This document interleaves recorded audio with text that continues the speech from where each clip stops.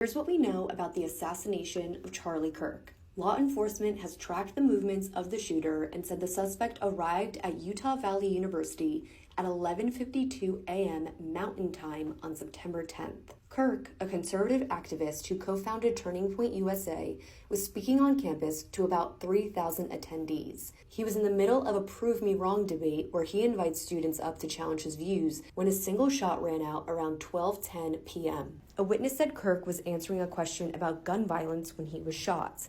The crowd was seen scrambling, and a group of men was seen carrying Kirk to an SUV as chaos ensued around them. At 12:48 p.m., Utah Valley University put out an alert saying a single shot was fired on campus toward a visiting speaker. Police are investigating now, suspect in custody.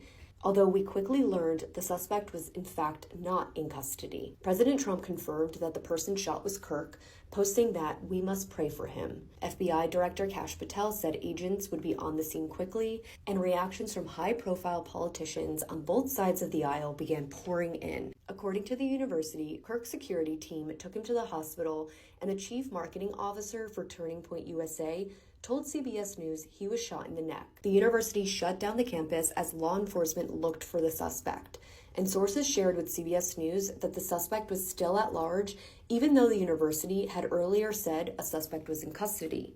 Updates from law enforcement continued to trickle in. And around 2:40 p.m. Mountain Time, President Trump gave a sad update on Kirk.